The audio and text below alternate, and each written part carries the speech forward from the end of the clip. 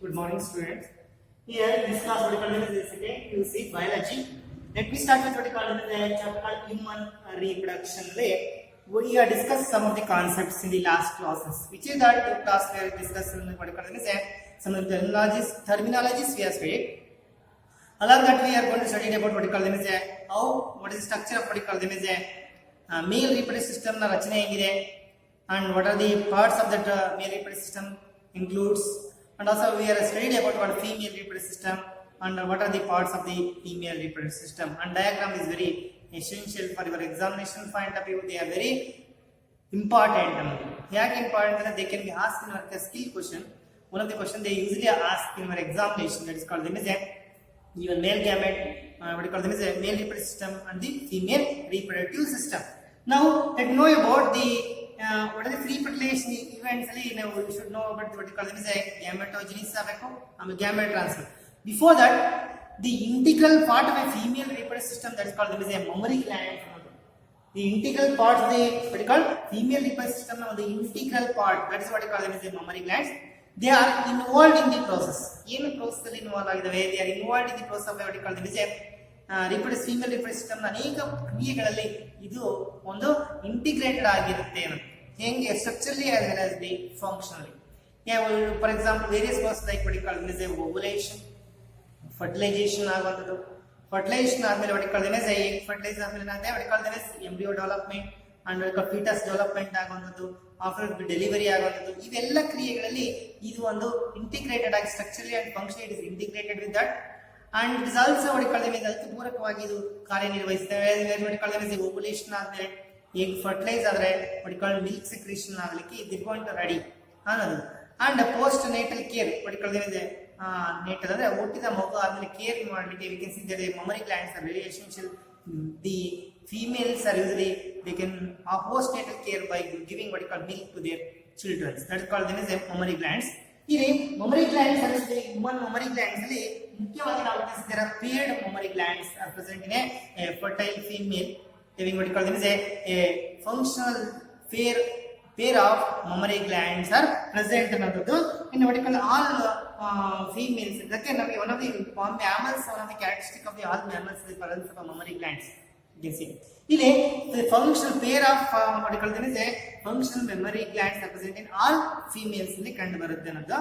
ಈ mammary glands ಅಲ್ಲಿ ನಾವು ಮುಖ್ಯವಾಗಿ ನೋಡಿದಾಗ usually it can be differentiated. ಒಳಗಡೆ ಇರುವಂತ ಒಂದು ಟಿಶ್ಯೂ ನಾವು ನೋಡಿದಾಗ what you call them is ಇಲ್ಲಿ gland consisting of a paired structure ಅನ್ನೋದು. it contain ಎರಡು ತರ ಟಿಶ್ಯೂಸ್ ನಾವು ನೋಡ್ತೀವಿ. what you call them is a glandular tissue ಅನ್ನೋದು and call them is a and we consisting of what you call glandular tissue ಇರುತ್ತೆ ಅನ್ನೋದು. and also it is fat ಇರುವಂತದ್ದು ಅನ್ನೋದು ಅಂದ್ರೆ variable amount of fat and the glandular tissue. ಗ್ರಂಥಿಗಳಂದ್ರೆ ಏನು ಸರಿಕೆ milk secrete ಮಾಡುವಂತ ಒಂದು part ಗ್ಲ್ಯಾಂಡರ್.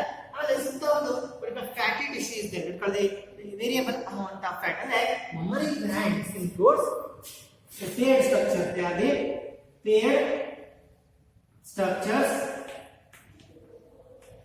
They are present in all females. All females ಅಲ್ಲಿ human females ಅಲ್ಲಿ these are present. What you call paired structures present in the females, and these mammary glands are usually what you call them as a consists of a ಒಳಗಡೆ it consists of two main parts. What you call them as a it consists of a glandular part. What you call glandular part, and also it consists of what you call them as a variable amount of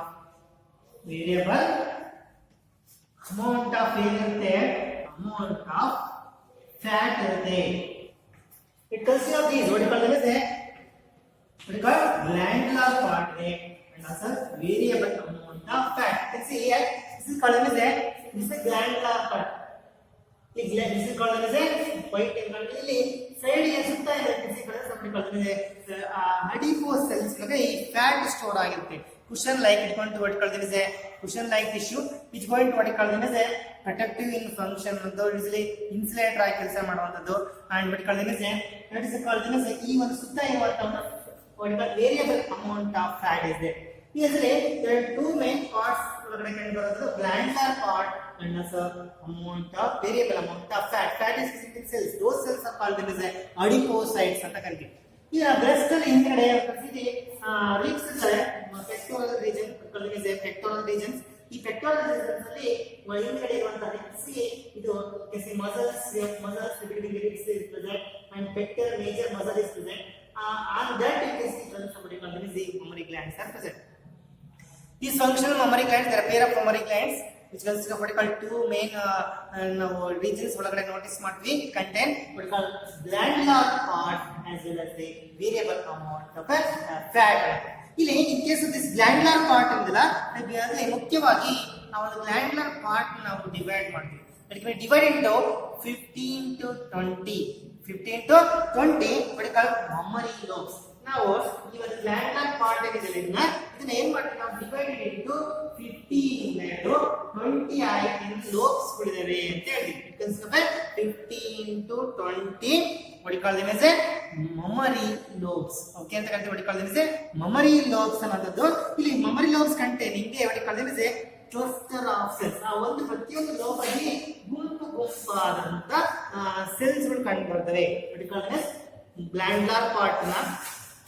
glandular part ಎಂದಲ್ಲ, ಅದು divided into ಎಷ್ಟು lobes ಆಗಿ ನಾವು divide ಮಾಡಿದ್ವಿ, divided into 15 to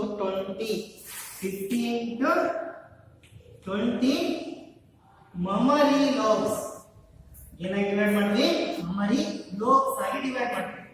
ಈ 15 to 20 what call this mammary lobes. this called is ಇದು mammary lobe, this is another mammary lobe, this is another. ಇಲ್ಲಿ ನಾವು ಅಷ್ಟು 15 to 20 ನೇ ಇಲ್ಲಿ ತೋರಿಸಿದ ಡಯಾಗ್ರಾಮ್ ಅಲ್ಲಿ how many lobes are there?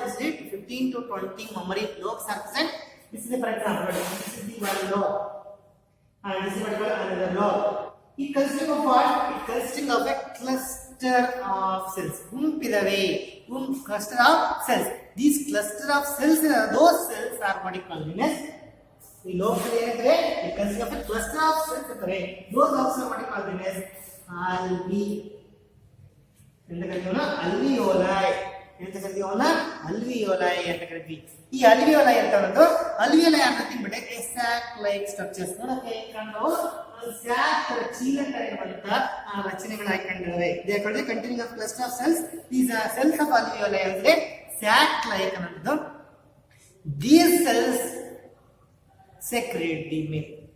ಈ ಸೆಲ್ಸ್ ಏನ್ ಮಾಡ್ತವೆ, secrete the milk. ಅಂದ್ರೆ what you call this mammary lobes ಅಲ್ಲಿ ಕ್ಲಸ್ಟರ್ ಗುಂಪಿದ ಸೆಲ್ಸ್ ಗಳು, ಆ ಗುಂಪಿರುವಂತ ಸೆಲ್ಸ್ ಕ್ಲಸ್ಟರ್ ಆಫ್ ಸೆಲ್ಸ್ ಗಳನ್ನ ನಾವು ಏನಂತ ಕರಿತೀವಿ, those cells are called alveoli ಅಂತ ಕರಿತೀವಿ.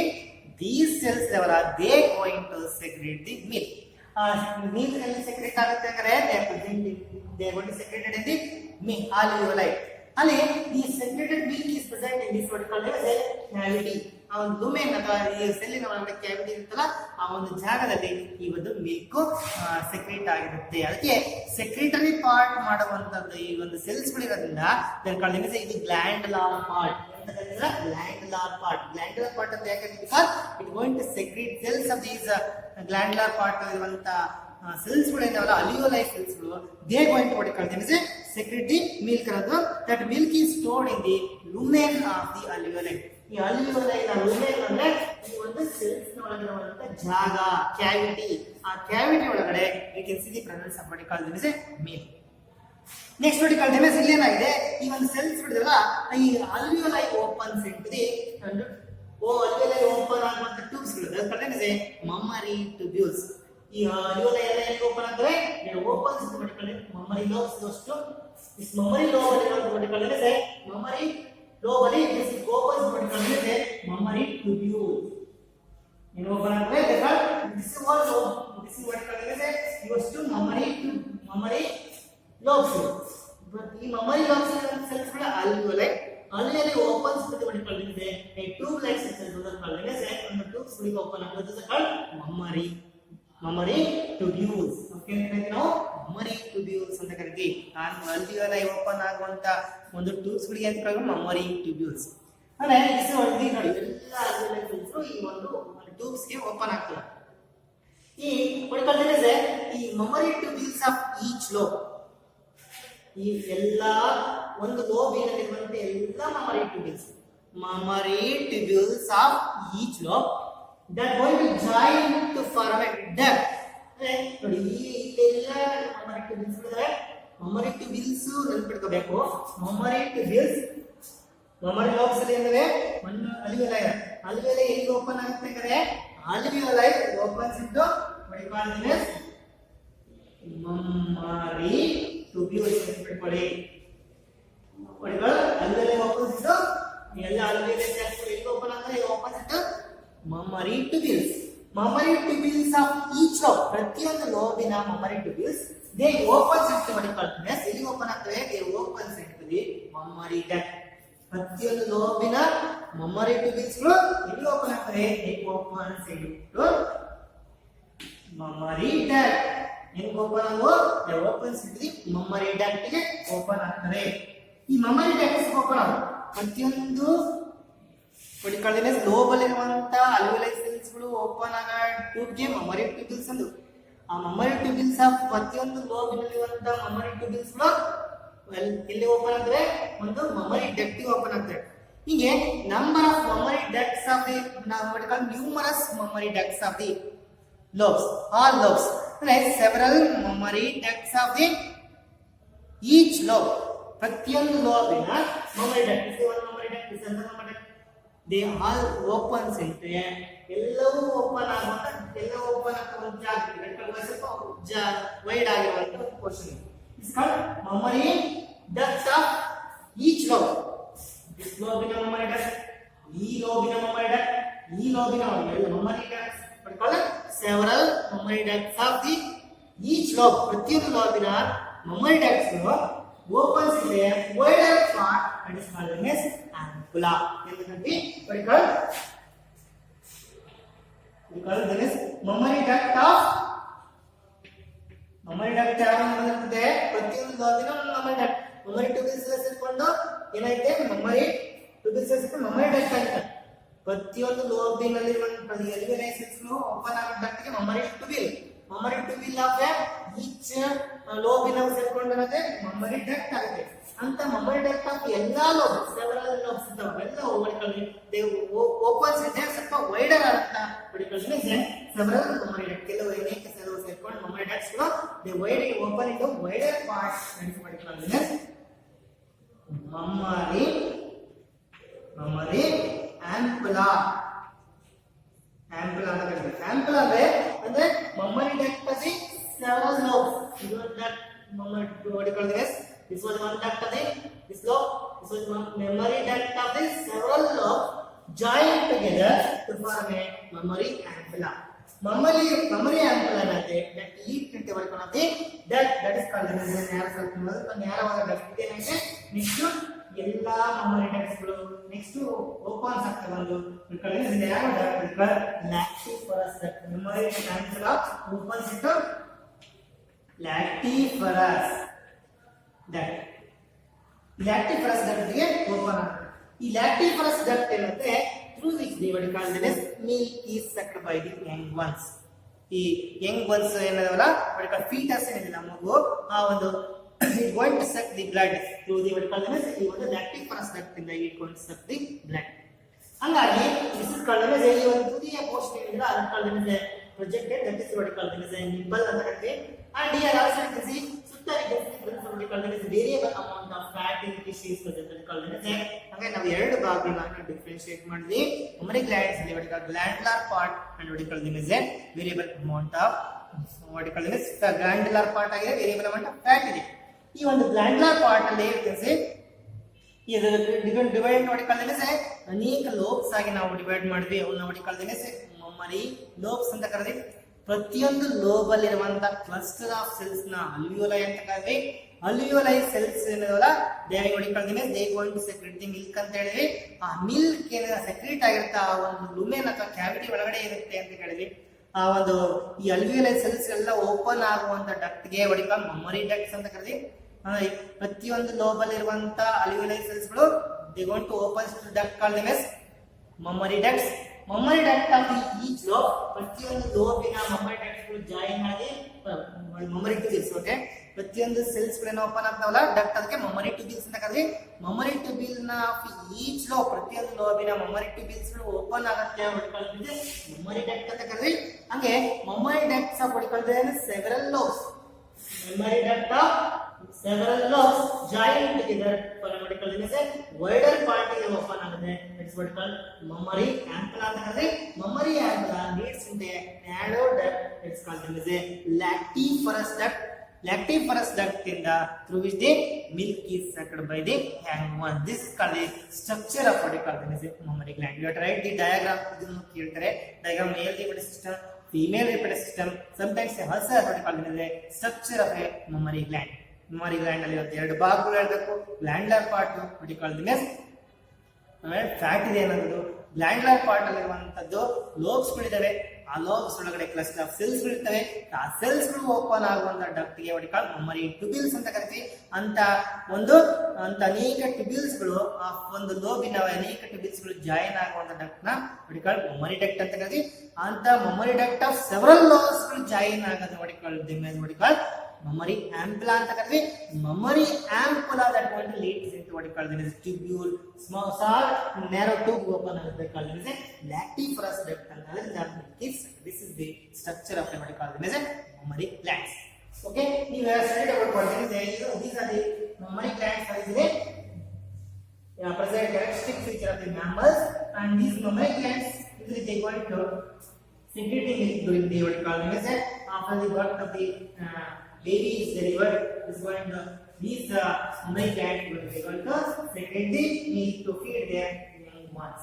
Okay, this is the characteristic feature of the all mammals. Mammals ಮುಖ್ಯವಾದ character.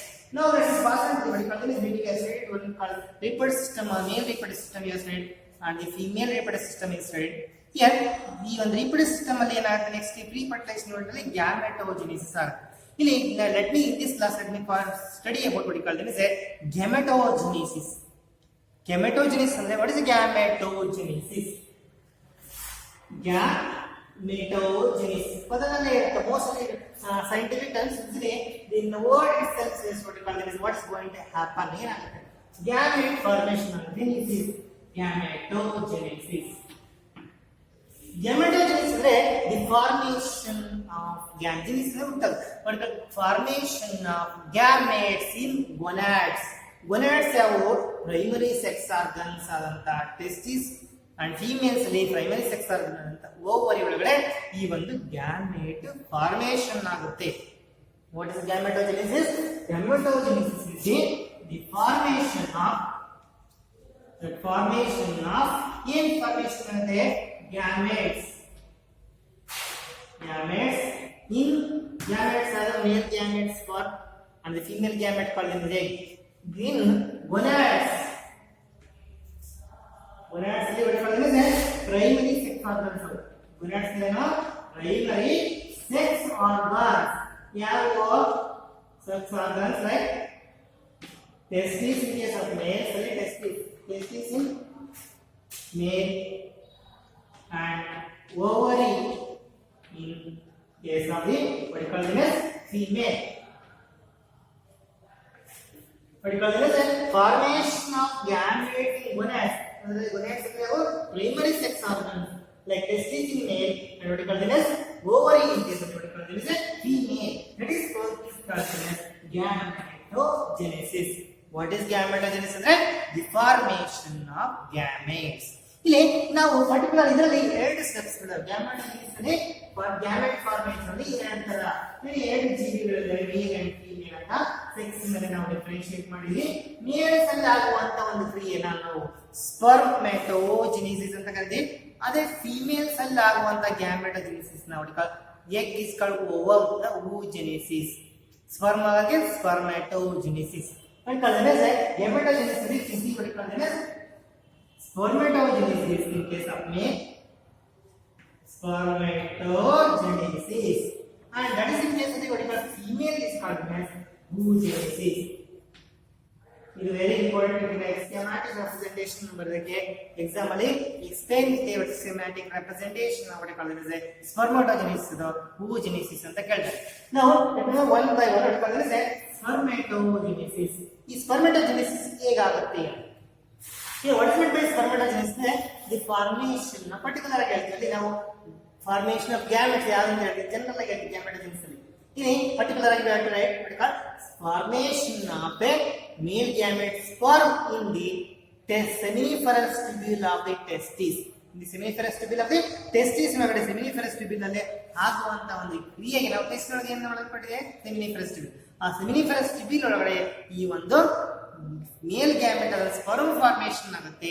That is what it called them as spermatogenesis. Spermatogenesis ಅಂದ್ರೆ it is a nothing but formation of male gamete. Male gamete ಅದು male gamete sperm ಎಲ್ಲಾಗುತ್ತೆ in seminiferous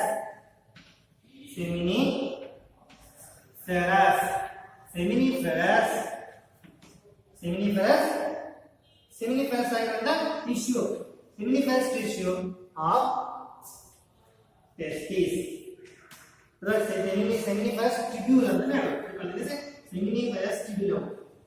seminiferous tubules of testis is called them as spermatogenesis. What is spermatogenesis? The formation of male gametes sperm in the seminiferous tubule of testis is called spermatogenesis. Here, let me know about what are the steps involved in the spermatogenesis.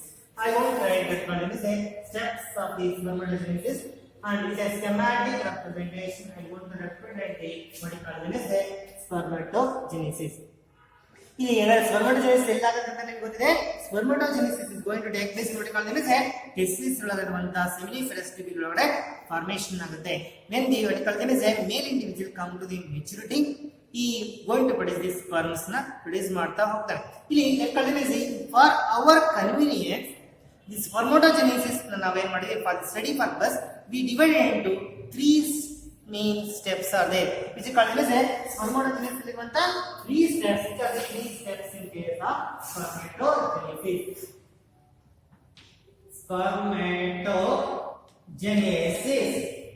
ಈ spermatogenesis ಇರುವಂತ 3 steps ಯಾವುದು ಅಂತ ಹೇಳಿದ್ರೆ one is called multiplication phase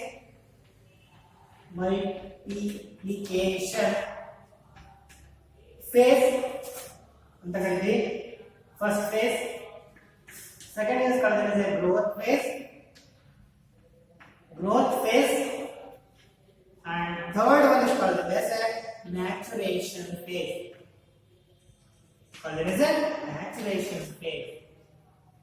What are the 3 phases of the spermatogenesis?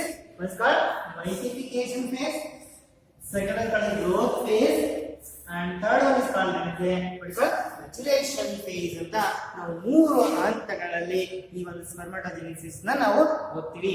Let me study the schematic representation of ಸ್ಪರ್ಮಟೋಜೆನಿಸಿಸ್.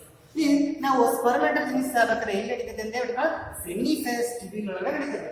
ಈಗ ಈ species ಏನು ಮಾಡಿಕೊಳ್ಳಿ ಏನಿದೆ ನಂಬರ್ ಆಫ್ ಮಾಡಿಕೊಳ್ಳಿ seminiferous tubules ಇರ್ತವೆ. ಈ ಒಂದು seminiferous tubule for example each ಮಾಡಿಕೊಳ್ಳಿ ಒಂದು ಟೆಸ್ಟಿಸ್ ಒಳಗಡೆ ಟೆಸ್ಟಿಕ್ಯುಲರ್ ಲಾರ್ಜ್ ಆ ಟೆಸ್ಟಿಕ್ಯುಲರ್ ಲಾರ್ಜ್ ಒಳಗಡೆ ಕೆಲಸ ಮಾಡಿಕೊಳ್ಳಿ ಹೈಲಿ ಕಾಯಿಲ್ಡ್ ಆಗಿರುವಂತ ಟ್ಯೂಬ್ಸ್ ಗಳಿದಾವೆ ಅಂತ ಹೇಳಿದ್ವಿ. ಆ ಹೈಲಿ ಕಾಯಿಲ್ಡ್ ಟ್ಯೂಬ್ಸ್ ನ ಮಾಡಿಕೊಳ್ಳಿ seminiferous tubules ಅಂತ ಕರೆದ್ವಿ. ಅಂತ ಒಂದು seminiferous tubule ಇದೆಯಲ್ಲ ಅದು ಲೈನ್ ಒಳಗಡೆ ಲೈನಿಂಗ್ ಇರುತ್ತೆ. ಜರ್ಮೈನಲ್ ಎಪಿಥೀಲಿಯಂ seminiferous tubule ಒಳಗಡೆ ಇರುತ್ತೆ. you can see presence of what called germinal epithelium. ಹಾಗೆ ಕೆಲವು ವಿಶಿಷ್ಟವಾದ ಸೆಲ್ಸ್ಗಳು ಸಹ ಇರುತ್ತವೆ called ferretolysis.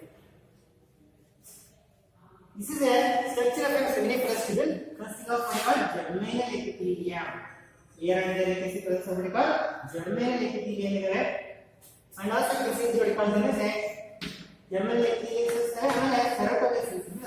ಈ ಇವಲೇ ಹಾಗಾಗಿ ನಾವು let me study one by one.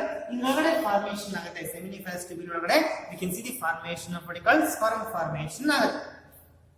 ಇಲ್ಲಿ ಎರಡು ತರ ಸೆಲ್ಸ್ ನೋಟಿಸ್ ಮಾಡಿದೀವಿ. what is called as germ cells and called as ferretolysis. ಈ germ cells is also called gonial cell. ಸ್ಪರ್ಮಟೋಗೋನಿಯಂ ಮತ್ತೆ ಸ್ಪರ್ಮ ಆಗುವಂತ ಸೆಲ್ಸ್ ಗಳನ್ನ ನಾವು ಗೋನಿಯಲ್ ಸೆಲ್ ಅಂತ ಕರೀತೀವಿ. Gonial cell and this called ferretolysis. ಇನ್ನು ಮಲ್ಟಿಪ್ಲಿಕೇಶನ್ ಅಲ್ಲಿ wall of each seminiferous tubule consisting of what you call them is a 2 types of cells. ಈ ಎರಡು ತರ ಸೆಲ್ಸ್ ಗಳು ಬರ್ತವೆ. ಯಾವಂದ್ರೆ one is called gonial cell or we call it as germ cell. ಏನಂತ ನಾವು germ cell ಅಂತ ಕರಿತೀವಿ.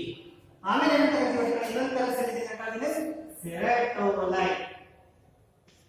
ಎರಡು ತರ ಸೆಲ್ ಇದೆ Sertoli cell and they what call them as gonial cell ಅಥವಾ ಜರ್ಮ್ ಸೆಲ್. ಈ ಜರ್ಮ್ ಸೆಲ್ ಅಥವಾ ಗೋನಿಯಲ್ ಸೆಲ್ ಮತ್ತೆ ಈಗ ಏನ್ ಫಂಕ್ಷನ್ ಮಾಡುತ್ತೆ ಈ ಒಂದು ಗೋನಿಯಲ್ ಸೆಲ್ ಅಂದ್ರೆ ಈ gonial cell going to produce the sperms. and ನಮ್ಮ ಸ್ಪರ್ಮ್ ಫಾರ್ಮೇಷನ್ ಯಾವ ಸೆಲ್ ಇಂದ ಆಗಿದೆ what is sperm from the what call them as a germ cell ಅಥವಾ what call them as a gonal cell.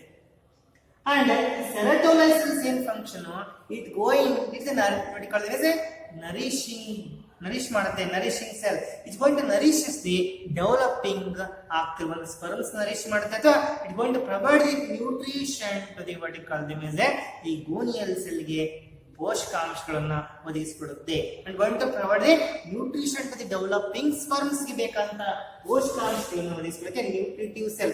it's going to what call them as a provide the nutrition to the sperms ಅಥವಾ what call them as gonial cell ಅಥವಾ germ cells ಗೆ ಈ ಪೋಷಕಾಂಶಗಳನ್ನು ಒದಗಿಸಿಕೊಡುವಂತ ಒಂದು cell that called Sertoli cell. ಹಾಗೆ ಎರಡು cells ಇದಾವೆ. ಒಂದು ಸೆಲ್ ಇಂದ what call them as a formation of the sperm ಆಗುವಂತದ್ದು, ಇನ್ನೊಂದು cell nutritive cell which going to supply the nutrition to this sperm.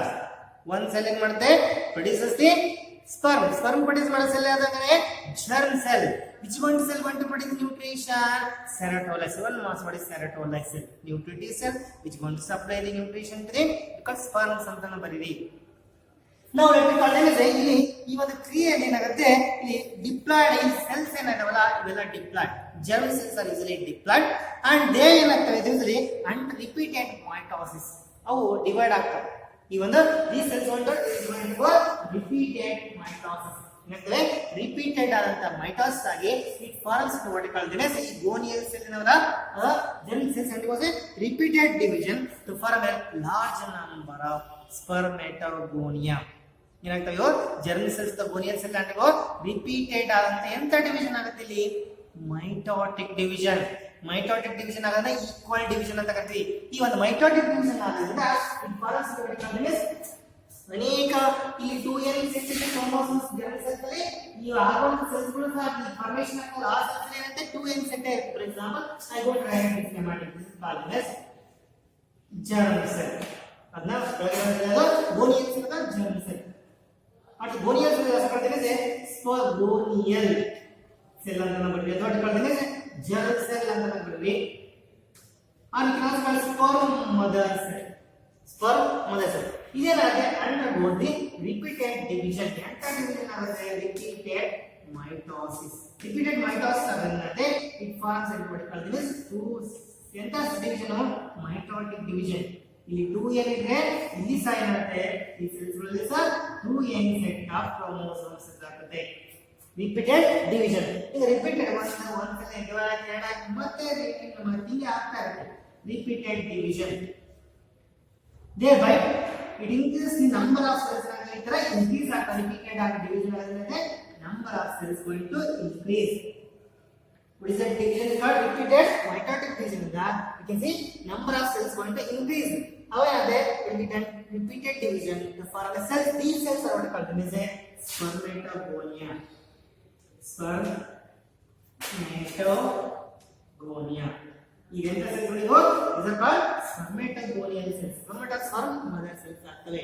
ಇಂತ ಅನೇಕ ಜರ್ಮಿನಲ್ ಸೆಲ್ಸ್ ಗಳಿಂದ germ cells ಇಂದ ಮೈಟೋಟಿಕ್ ಡಿವಿಷನ್ ಆಗಿ which is ಒಳಗಡೆ ಏನಾಗುತ್ತೆ you can see formation of a large number of spermatogonia.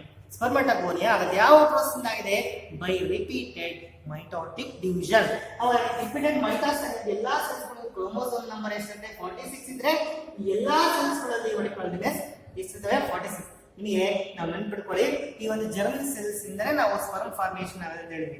ಇಲ್ಲಿ first phase ನಾವು ಮಲ್ಟಿಪ್ಲಿಕೇಶನ್ ಫೇಸ್ ಯಾಕಂತ ಕರಿತೀವಿ increase in the number of cells ನಾವು ಇನ್ಕ್ರೀಸ್ ಆಗು this phase is called as multiplication phase. ನಾವು ಸ್ಟಡಿ ಪರ್ಪಸ್ ಏನ್ ಮಾಡಿ ಈ ಒಂದು ಫೇಸ್ ನಾವು ಹೇಳಿದ್ವಿ ನಂಬರ್ ಆಫ್ ಸೆಲ್ಸ್ ಇನ್ಕ್ರೀಸ್ ಆಗುತ್ತಲ್ಲ this phase is called as multiplication. ಎಂತ ಸ್ಟೇಜ್ ಇದೆ ಎಂತ phase multiplication phase. multiplication phase ಅಂದ್ರೆ because the germ cells develop the gonal cell undergo repeated mitotic division and increases the number of cells. by repeated mitotic division the number of cells going to increase and they going to produce a cell. these cells are called as spermatogonia. ಎಂತ ಕರೀತೀವಿ ನಾವು spermatogonia. ಈ ಸ್ಪರ್ಮೆಟೋಗೋನಿಯಲ್ cells ಇರಲ್ಲ some of these next phase can ಆಗ್ತವೆ ಇದು ಎಲ್ಲ ಅಲ್ಲ ಕೆಲವು some of them what you call them is they enter into the what you call them as these want to enter into the next stage what you call them as next stage is called them as the growth phase ಯಾವ phase ಬರ್ತದೆ growth phase ಇಲ್ಲಿ few cells of these they are one of the for example one ತೋರಿಸ್ತೀನಿ one of the cell what you call them is and what next phase called as growth phase ಏನಾಗುತ್ತೆ so what you call them is some of these spermatogonial cells they increase in size ಆ cell ಏನಾಗುತ್ತೆ ಆ ಗಾತ್ರವನ್ನು increase ಮಾಡುತ್ತೆ by increasing by the deposition of what you call them as ಏನ್ deposit ಆಗ್ತಿದೆ nucleus ಒಳಗಡೆ cytoplasm and also increase cytoplasm increase ಆಗುತ್ತೆ and also what you call them is it will store the reserve food material ನ store ಮಾಡ್ಕೊಳ್ಳುತ್ತೆ and prepare for net division ಆಗಿ prepare ಮಾಡ್ಕೊಳ್ಳುತ್ತೆ ಅದಕ್ಕೆ size of the cell increase due to the what you call increase in cytoplasm and also nutrition reserve food material another accumulate ಆಗೋದಿಲ್ಲ the cell of the spermatogonial cell ಏನಾಗುತ್ತೆ increase ಆಗುತ್ತೆ now we want to differentiate into what you call as primary spermatocyte ಈ size ಮಾತ್ರ division ಆಗಲ್ಲ size ಮಾತ್ರ increase ಆಗುತ್ತೆ spermatocyte ಅಂದ್ರೆ ಕ್ರೋಮೋಸೋಮ್ಗಳ ಸಂಖ್ಯೆ ಎಷ್ಟಿರುತ್ತೆ ಇನ್ನೂ ಏನಿರುತ್ತೆ only size won't increase and size increase ಆಗಲ್ಲ growth ಆಗಿದೆ ನಾವು one of the what you call increase in size called growth ಅಂತ ಹೇಳ್ತೀವಿ this is called as growth phase ಅಂತ ನಾವು growth phase ಅಂತ ಹೇಳ್ತೀವಿ ಇಲ್ಲಿ some of these spermatogonial cell increases in size by the what you call them as a deposition of reserve food material and cytoplasm also going to increase these cells are what you call they want to differentiate as called what you call them as a primary spermatocyte when I differentiate about primary spermatocyte these cells are going and go next to meiosis ಆಗ್ತವೆ they undergo meiosis ಆಗ್ತವೆ meiosis ಆಗಿ they going to produce the next one ಅಂದ್ರೆ secondary spermatocytes ನ produce ಮಾಡ್ತವೆ ಅಲ್ಲಿ ಏನಾಗುತ್ತೆ ಈ ಒಂದು cell these cells are they undergo meiosis ಆಗ್ತವೆ but what is the chromosome number of these cells chromosome number of these cells also diploid having a 46 chromosomes ಇರ್ತವೆ these cells what you call them as primary spermatocyte ಈ primary spermatocytes ಏನಂದ್ರೆ I want to write here ನೋಡಿ ಒಂದು cells ಅಲ್ಲಿ ಕೆಲವು ಏನಾಗುತ್ತೆ form ಆಗ್ತದೆ cell increase ಆಗುತ್ತೆ ಈ ಸೆಲ್ ಇಸ್ ಕಾಲ್ಡ್ ಪ್ರೈಮರಿ ಸ್ಪರ್ಮಟೋಸೈಟ್ ನೋಡಿ ಇಲ್ಲಿ ಅನೇಕ ಹಂತದ ಒಳಗಡೆ ಡೆವಲಪ್ಮೆಂಟ್ ಗಳು ನೋಡಬಹುದು ಅನೇಕ ಹಂತದ ಡೆವಲಪ್ಮೆಂಟ್ ಆಗಿ ಸ್ಪರ್ಮಟೋಜೆನಿಸ್ ಆಗುವಂತ ಅನೇಕ ಹಂತದ ಡೆವಲಪ್ಮೆಂಟ್ ಗಳು ಈ ಒಳಗಡೆ ಟೆಸ್ಟಿಸ್ ಒಳಗಡೆ ಸೆಮಿನಿಫೆಸ್ಟ್ ಒಳಗಡೆ ನೀವು ಅಬ್ಸರ್ವ್ ಮಾಡಬಹುದು ಐ ಗೋಂಟ್ ಅಬ್ಸರ್ವ್ ಮಾಡಿದ್ರೆ ಇಲ್ಲಿ ನಾನು ಇದನ್ನ ಪ್ರೈಮರಿ ಸ್ಪರ್ಮಟೋಸೈಟ್ ನ ಇದನ್ನ ಬರ್ಕೊಂಡು ತೋರಿಸ್ತೀನಿ here this is what this phase go multiplication phase this is called growth what you call this growth phase right this is called growth phase this is what you call this as spermatogonial formation ಆಗಿರೋದನ್ನ multiplication phase now ಈ primary spermatocyte ಇಲ್ಲಿ ಬರ್ತದೆ ಬರ್ಕೊಂಡು ಹೋಗಬೇಕು exam ಅಲ್ಲಿ because this is called as a primary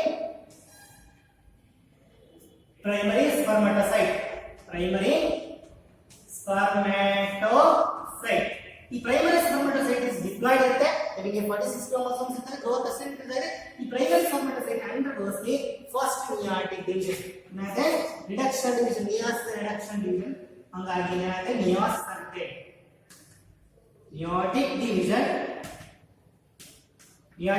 ಆಗಿ what ಈ 20% two cells formation ಆಗ್ತದೆ these are what you call them ಏನಂತ ಕ್ರೋಮೋಸೋಮ್ ಏನಂತ ರೆಡ್ಯೂಸ್ ಆಗ್ತದೆ ನೋಡಿ because chromosome number reduce off because meiotic division is called reduction division chromosomes ಗಳು separate ಆಗಿ ಒಂದು ಕಡೆ ಹೋಗ್ತದೆ ಒಂದು ಸೆಲ್ ಅಲ್ಲಿ ಎರಡು ಕ್ರೋಮೋಸೋಮ್ಸ್ ಆಗ್ತವೆ they going to get separated in the alpha phase ಅಲ್ಲಿ ಆಮೇಲೆ ಟಿಲೋ ಫೇಸ್ ಅಲ್ಲಿ ಸೆಲ್ ಡಿವೈಡ್ ಆಗಿ ಏನಾಗುತ್ತೆ ಕ್ರೋಮೋಸೋಮ್ ಸಂಖ್ಯೆ ಏನಾಗುತ್ತೆ ರಿಡ್ಯೂಸ್ ಆಗುತ್ತೆ ನೋಡಿ ಕಳಿಸಿ ಏನಾಗುತ್ತೆ ಏನಾಯ್ತು ಎರಡು ಹ್ಯಾಪ್ಲಾಯ್ಡ್ ಸೆಲ್ಸ್ ಆದವು these are called as what you call secondary ಇದು ಬಂದು ಪ್ರೈಮರಿ ಇಂದಾಗ secondary spermatocyte ಆಯ್ತು first meiotic division yes ಎರಡು first meiotic division and second next these cells again undergo second meiotic division electric cells go undergo second meiotic division ಆಗಿ ಮತ್ತೆ cells ಏನಾಗ್ತವೆ ಎರಡು ಆಗ್ತವೆ ಈ second meiotic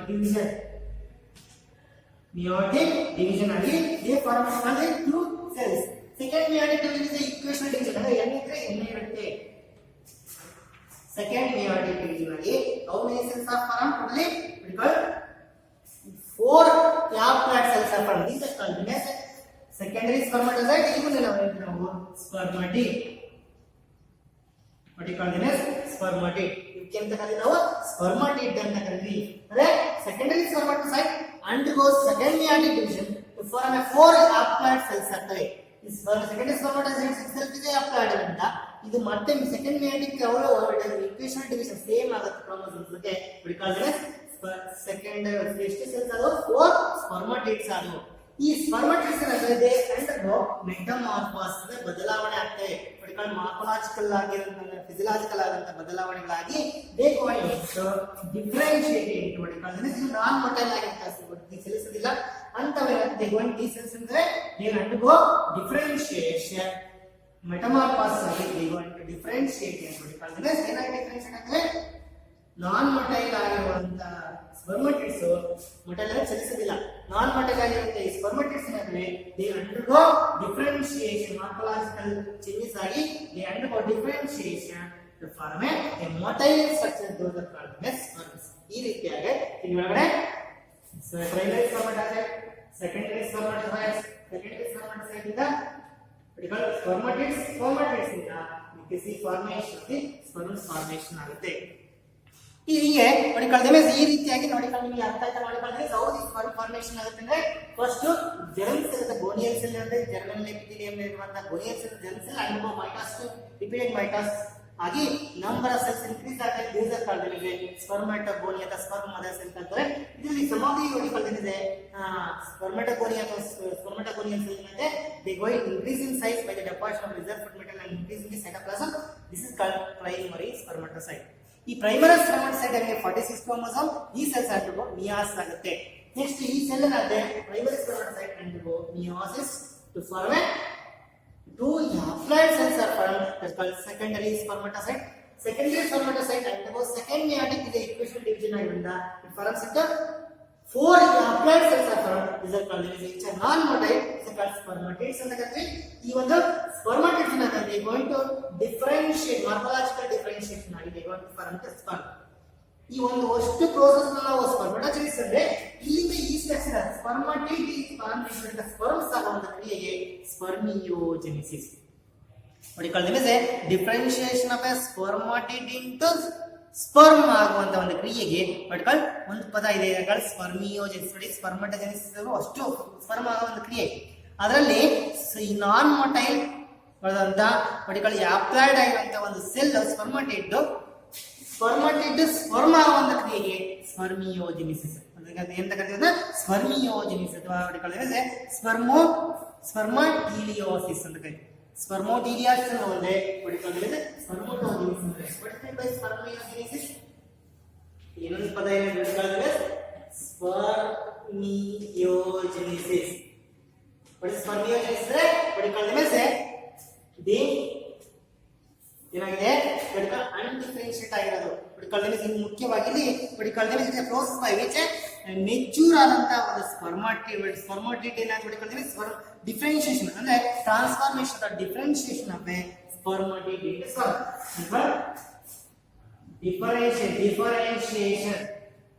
differentiation ಆಗೋದು ಈ non motile ಇರುವಂತ ಈ ಸೆಲ್ಗಳು ಮೊಟೈಲ್ ಆಗಿ ಚೇಂಜ್ ಆಗ್ತವೆ.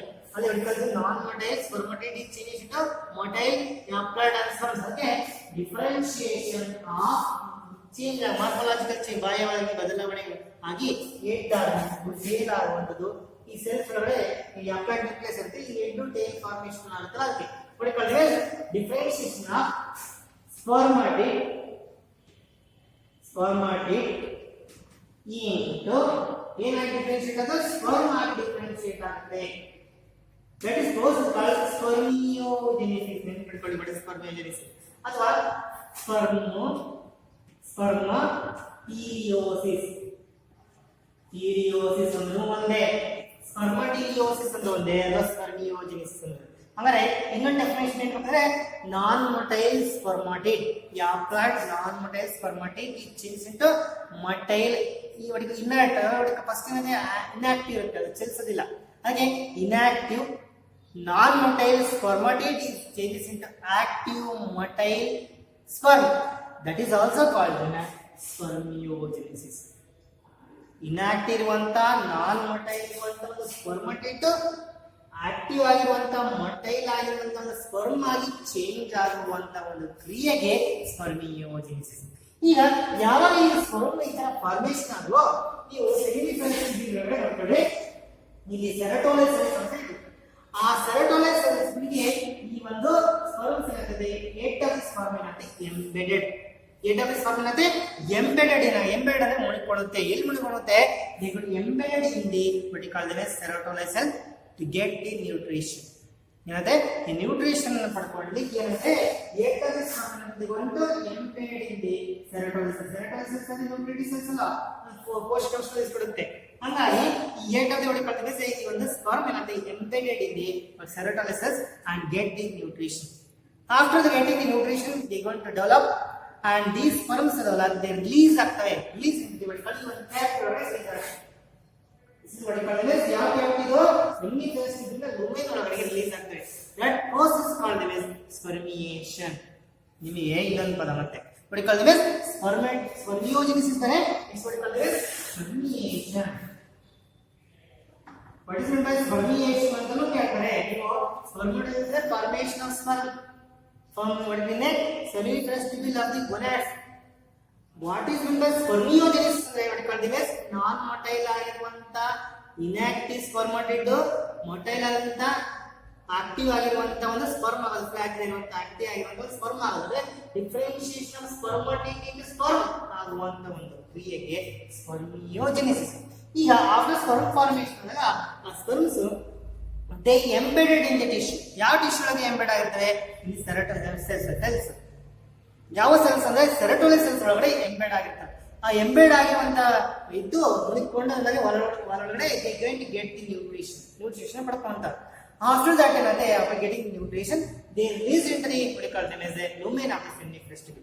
ಆ ಲುಮೆನ್ ಒಳಗಡೆ ರಿಲೀಸ್ ಆಗ್ತವೆ ಅನ್ನೋದು that is what you call them as it is a process of what you call them as a process of by which the mature spermatid ಏನಾಗಿದ್ರೆ ಆ ಒಂದು ಸ್ಪರ್ಮ್ಸ್ ಅನ್ನ ಮೆಚೂರ್ ಆದ್ಮೇಲೆ they going to release into the what you call them as a release from the serotonin cell into the lumen of the what you call them as a ಈ ಸೆಮಿಫೆರಸ್ಟಿಬಲ್ ಒಳಗೆ ಲುಮಿನ್ ಒಳಗಡೆ lumen ಅಂದ್ರೆ ಖಾಲಿ ಜಾಗದ ಒಳಗಡೆ release ಆಗ್ತವೆ. That ಕ್ರಿಯೆಗೆ ಏನಂತ what you call them as a spermiation. What is the spermiation? It is a process by which the sperm what you call them mature sperms are released from the serotonin cell into the lumen of the semifrestible. That is process called them as a spermiation. ಈ sperms ಇಂದ release ಆಗಿ lumen ಒಳಗೆ ಬರುವಂತ ಕ್ರಿಯೆಗೆ ನಾವು ಸ್ಪರ್ಮಿಯೇಷನ್ ಅಂತ ಕರಿತೀವಿ. Okay, ಇಲ್ಲಿ ನಾವು ಸ್ಪರ್ಮಟೋಜೆನಿಸಿಸ್ ಆಗಲಿಕ್ಕೆ ಇನ್ಫ್ಲೂಯೆನ್ಸ್ ಮಾಡೋಕ್ಕೆ ಕೆಲವು ಹಾರ್ಮೋನ್ಸ್ ಇರ್ತವೆ. ನಾವು ಒಂದು ಪ್ಯೂಬರ್ಟಿ ಬಂದಾಗ ನಾವು ಯೌವನಾವಸ್ಥೆ ಬಂದಾಗ ಈ ಸ್ಪರ್ಮ್ ಫಾರ್ಮೇಷನ್ ಆಗುತ್ತೆ.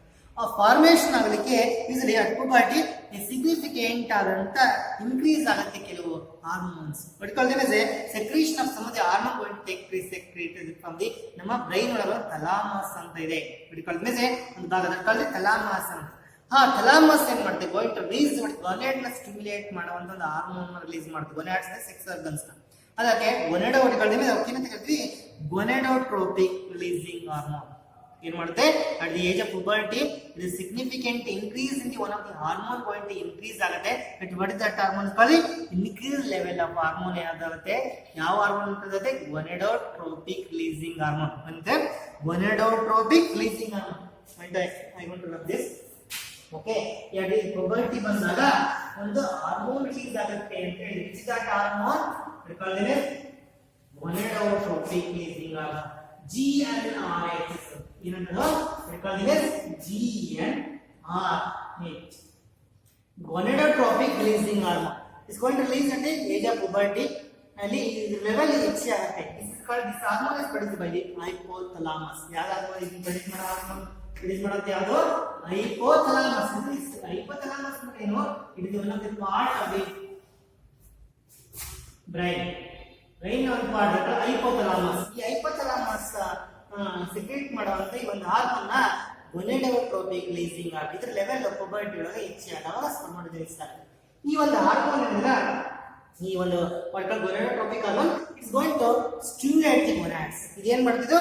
ಸ್ಟಿಮ್ಯುಲೇಟ್ ದಿ ಈ ಒಂದು ಇದು it is usually secreted by the what you call this it acts on the pituitary gland ಮೇಲೆ ಆಕ್ಟ್ ಮಾಡುತ್ತೆ. ಅಂದ್ರೆ ನಮ್ಮ ಹೈಪೋಥಾಲಮಸ್ ನ ಕೆಳಗಡೆ ಬ್ರೈನ್ ಒಳಗಡೆ ಒಂದು ಗ್ಲ್ಯಾಂಡ್ ಇದೆ, pituitary gland. This for example this is what you call hypothalamus. Hypothalamus ಅಂದ್ರೆ ಇದರಡೆ ಒಂದು ಗ್ಲ್ಯಾಂಡ್ ಇದೆ. ಬ್ರೈನ್ ಭಾಗ ಹೈಪೋಥಾಲಮಸ್. ಈ ಹೈಪೋಥಾಲಮಸ್ ಇಸ್ ಕಾಲ್ಡ್ ಹೈಪೋಥಾಲಮಸ್. ಈ ಹೈಪೋಥಾಲಮಸ್ ರಿಲೀಸ್ ಮಾಡುವ ಹಾರ್ಮೋನ್ ಯಾವುದು? GnRH. ಇದೇನ್ ಮಾಡುತ್ತೆ? ನಮ್ಮ anterior pituitary this is called anterior pituitary. This is for organism. ಈ ಆಂಟಿರಿಯರ್ ಪಿಟ್ಯುಟರಿ ಮೇಲೆ ಪಿಟ್ಯುಟರಿಯಲ್ಲಿ anterior pituitary, posterior pituitary, intermediate ಅಂತ ಭಾಗಗಳನ್ನ ನಾವು ಡಿಫರೆನ್ಶಿಯೇಟ್ ಮಾಡ್ತೀವಿ. ಮುಂಭಾಗದ ಆಂಟಿರಿಯರ್ ಆಗಿರುವಂತಹ ಪಿಟ್ಯುಟರಿ ಗ್ಲ್ಯಾಂಡ್ ನ, ಇದು pituitary gland is present in brain. Pituitary gland ಅನ್ನ ಸ್ಟಿಮ್ಯುಲೇಟ್. ಈ ಆಂಟಿರಿಯರ್ ಗ್ಲ್ಯಾಂಡ್ ಅನ್ನ ಸ್ಟಿಮ್ಯುಲೇಟ್ ಮಾಡುತ್ತೆ. ಅದರಿಂದ it going to secrete two hormones. ಅಂದ್ರೆ it stimulate the secretion of two gonadotropic hormones release ಮಾಡಬಹುದು. gonad it going to secrete two hormones. Which are the two hormones going to secrete by anterior pituitary? It going to stimulate the ಏನು ಮಾಡುತ್ತೆ? GnRH ಏನು ಮಾಡುತ್ತೆ? GnRH hormone released by the hypothalamus ಏನು ಮಾಡುತ್ತೆ? It can act on the anterior pituitary ನ stimulate ಮಾಡೋದ್ರಿಂದ ಈ pituitary ಏನು ಮಾಡುತ್ತೆ? going to release two hormones, two gonadotropic hormones. It can stimulate the secretion of ಏನು ಮಾಡುತ್ತೆ? axon act ಮಾಡ್ತಿದೆ ಅಂತಂದ್ರೆ anterior pituitary. anterior pituitary ನ ಸ್ಟಿಮ್ಯುಲೇಟ್ ಮಾಡಿ. It's act on anterior pituitary. ಇದೇನ್ ಮಾಡುತ್ತೆ? it can stimulate to release the two hormones. it stimulate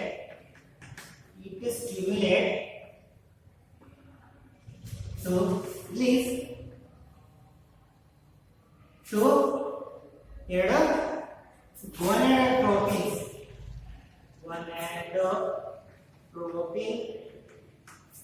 hormones. ಏನಂದ್ರೆ ಈ ಒಂದು anterior pituitary stimulate the release of two gonadotropic hormones. ಆ two gonadotropic hormones ಯಾವುದು?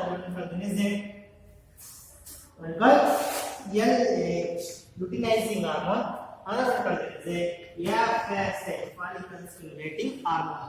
ಈ LH is one of the hormone. It's going to act on the it can stimulate the certain cells. ಯಾವ cells ನ stimulate ಮಾಡುತ್ತದೆ? ನಾವು testis section ತರಲ್ಲ, ಅಲ್ಲಿ seminal ಫೆಟಸ್ ತೆಗೆದು ಆ ಸೆಮಿನಲ್ ಫೆಟಸ್ ಮಧ್ಯ ಜಾಗ ನಾವು ಲೇಡೆಕ್ ಸೆಲ್ಸ್, ಎಂಡೋಕ್ರೈನ್ ಸೆಲ್ಸ್, ಲೇಡೆಕ್. ಈ ಲೇಡೆಕ್ ಸೆಲ್ಸ್ ನ ಸ್ಟಿಮ್ಯುಲೇಟ್ ಮಾಡುತ್ತೆ. ಚಿತ್ರಗಳಿರುವಂತ ಲೇಡೆಕ್ ಸೆಲ್ಸ್ ನ LH ಹಾರ್ಮೋನ್ ಮತ್ತೆ it can stimulate the ಲೇಡೆಕ್ cells to produce hormone. ಯಾವ ಹಾರ್ಮೋನ್ ಪ್ರೊಡ್ಯೂಸ್ ಮಾಡುತ್ತೆ ಅಂದ್ರೆ ಆಂಡ್ರೋಜನ್.